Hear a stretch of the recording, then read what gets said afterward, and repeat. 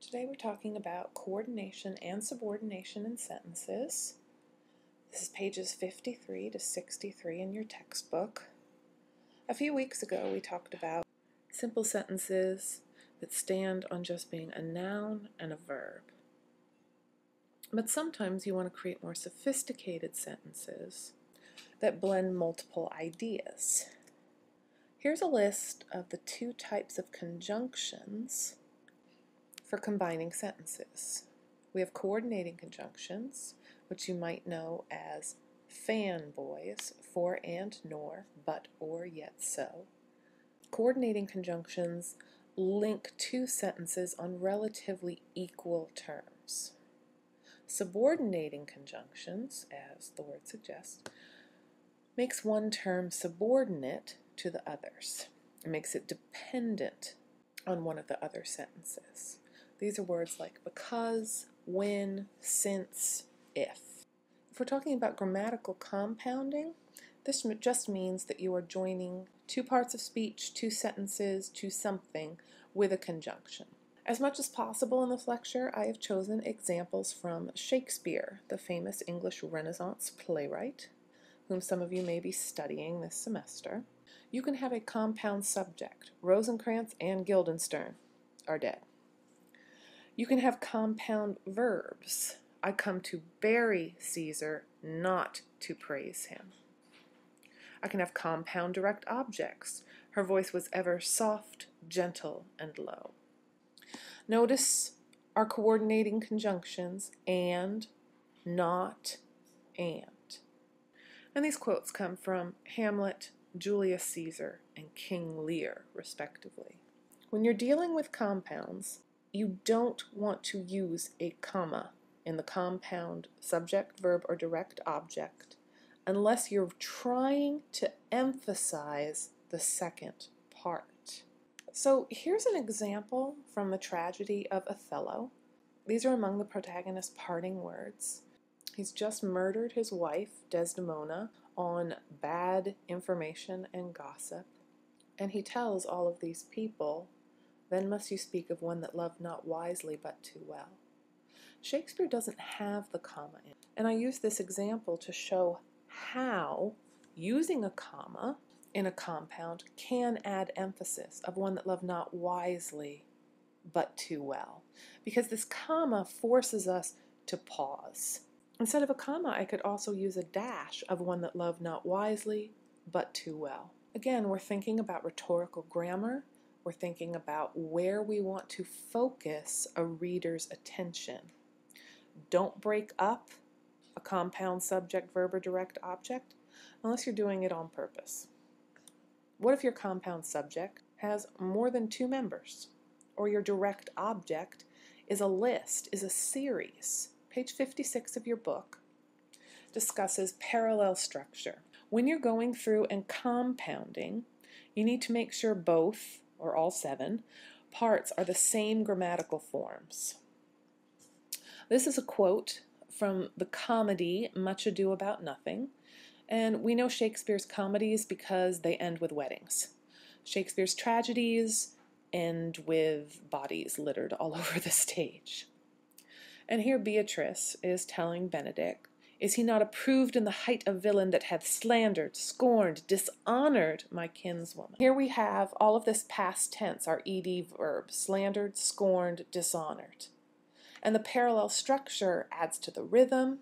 It draws our attention to just how strongly Beatrice feels that her cousin has been dumped at the altar. This is a line from earlier in the play. This is Benedick talking to his friend Claudio about Hero. And Benedick says, "Really? You want to get married?" And Claudio says, No, tell me, what do you think of her?" And he says, "Why, in faith, methinks she's too low for a high praise, too brown for a fair praise, and too little for a great praise." Notice again our parallel structure with these repeated modifiers on our adjectives: too low, too brown, too little. When you have a series in your compound subject, verb, or direct object, how do you decide what order to put the items in? Once you know what your parallel structure is. I'm going to use all ing verbs. I'm going to use all plural nouns. Don't just slap anything down on the paper as it comes to you. Consider again the impact you want to have on your reader. Emphasis. Save the best item for last. We tend to emphasize what comes at the end of a sentence. We tend to remember what comes at the end of a sentence. And page 58 in your book goes through examples of parallelism violations where the triplets don't use this idea of climax. If you have this series, people expect you to be building to something. And it's a real letdown if the last item on the list is sort of a throwaway, if it doesn't fit grammatically with the rest. Here's some examples from The Merchant of Venice. Although this play definitely has its tragic moments, we're talking about a merchant, Shylock, trying to extract a pound of flesh from Antonio, who's been unable to repay a loan. This is actually a comedy because, again, it ends with a wedding. Toward the beginning of the play, Bassanio is going to his older and dear friend Antonio, and he says, "I owe the most in money and in love." Now, what would change about the meaning of this line if he said, "I owe the most in love and in money"? We would think very differently about Bassanio, because he's saying, yes, of course, they're money, but in love, and from your love I have a warranty to unburden all my plots and purposes, how to get clear of all the debts I owe. It's like, I have plots. I have my schemes and my designs, but I also have really good reasons. I'm trying to get out of debt. Because what Bassanio is trying to do is get a loan from Antonio. And Antonio responds favorably. He says, "Be assured, my purse, my person, my extremest means lie all unlocked to your occasion." Consider his series, his triplet. My purse, my money. My person, I'll go and do anything. My extremest means. And here we have that superlative form of an adjective, extremist means. He really is saving the best for last. He's like, my money, me, absolutely anything I can do. And then in Act 3, Scene 1 of The Merchant of Venice, Shylock decides he's going to get Antonio. And notice this long list of grievances. All of these past tense verbs: disgraced, hindered, laughed, mocked, scorned, thwarted, cooled, heated mine enemies. And what's his reason? There are 8 verbs here in this series. How would this very famous speech read differently if you rearranged the order? What if it ended with laughed at my losses? And what's his reason? Would that have the same impact as this man has basically stirred up my enemies against me? He hasn't just laughed at me and scorned at me and messed up my business deals. He has turned people against me. And he goes on, still very famous lines from the play. Hath not a Jew hands, organs, dimensions, senses, affections, passions? See how this builds? We go from the physical to the much more existential. Would it be the same if he said, hath not a Jew passions, affections, organs, hands? Or would we feel kind of let down? Really? You're going to end with hands? Think about the order for your series. Here's some additional examples of how Shakespeare coordinates and subordinates. We're back to King Lear. Goneril and Regan, the 2 oldest daughters, have lied through their teeth and told their father how much they adore him. And Lear's favorite daughter, his youngest Cordelia, says, I can't say all of that garbage. I love my father because he's my father. And she refuses to flatter him. And so King Lear turns to all the dukes and kings who have come hoping to marry Cordelia and says, will you, with those infirmities she owes, unfriended, new adopted to our hate, dowered with our curse, and strangered with our oath, take her or leave her? Again, we see this series of past tense verbs, and then take her or leave her. Here's my rewriting. Look at this. Would it have the same impact if I shuffled around the compounds, if I rearranged the series, I no longer end on that gorgeous, definitive take her or leave her. Now I end on unfriended. Well, if you're a really rich king and here's a very beautiful girl that you've been longing to marry and her father says she hasn't a friend in the world, aren't you going to feel kind of bad for her? In the original, unfriended is just the first. It says she's unfriended. I hate her. I have cursed her. She is no daughter of mine. I have sworn it.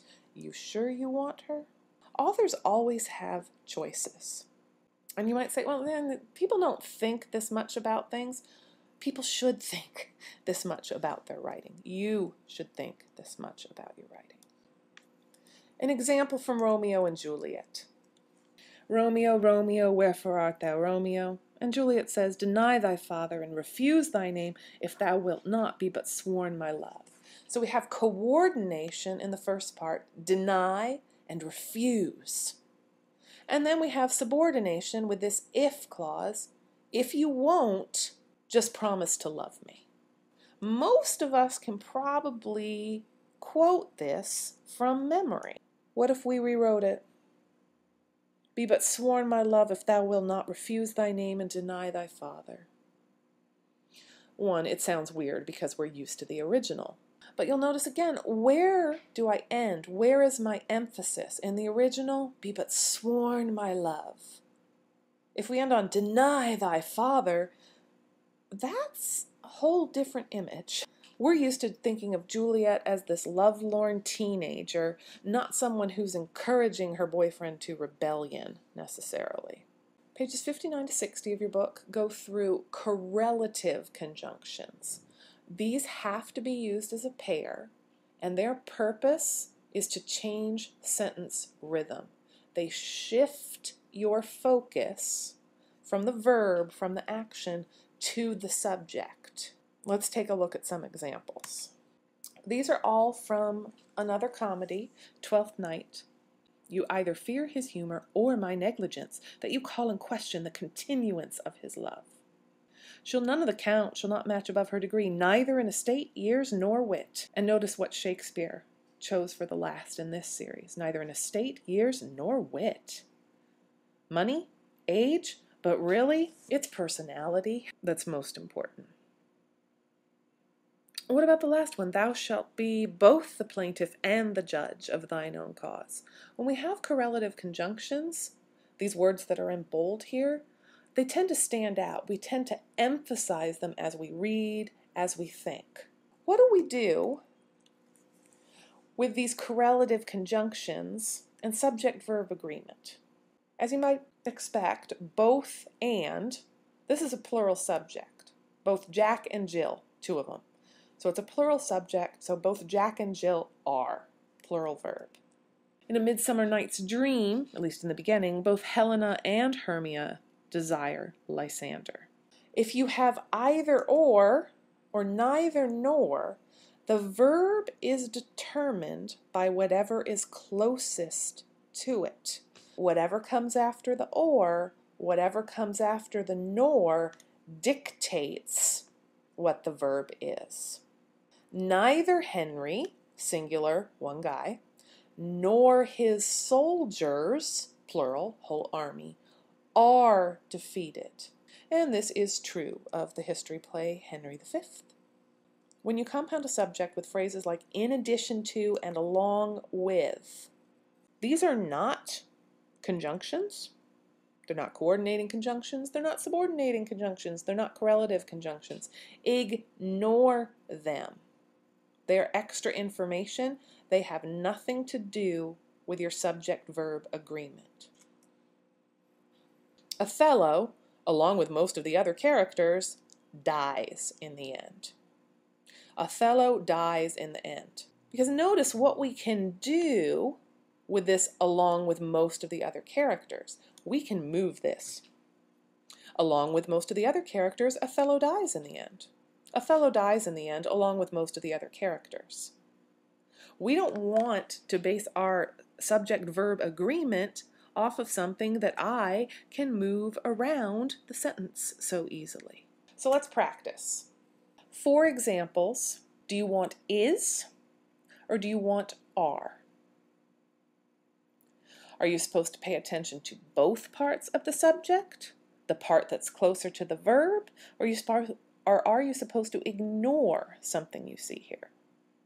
Go ahead and pause the video as always. In the first one, we have an either or, so our verb needs to agree with whatever is closest to it, which is the nurse, singular. Either the soldiers or the nurse is guilty. Second one, we have that along with. Remember, we ignore that. Shakespeare is known for Renaissance drama. Along with Marlowe, I can put at the beginning, in the middle, in the end. I could say Shakespeare is known, along with Marlowe, for Renaissance drama. This might help you with picking the right subject-verb agreement. Next one, both and, two girls, both Juliet and Ophelia are dead in the end. What about the last one? Either or, remember at the beginning, we go with whatever is closer to the verb. Neither the teacher nor the students, plural, are willing to read all the sonnets, which is a shame because there are so many lovely ones. This is a possible project for you, especially if you're taking Shakespeare this semester. Examine a set of soliloquies, examine all of a character's speeches, examine choices in a play, look at the grammatical choices for someone who speaks in verse, someone who is upper class versus one of the lower class comedic servants. Does he use coordination more, subordination more? Does he use a lot of adverbs, a lot of adjectives? Remember, with your original project, you get to set the parameters of the grammatical topic that you are going to tackle.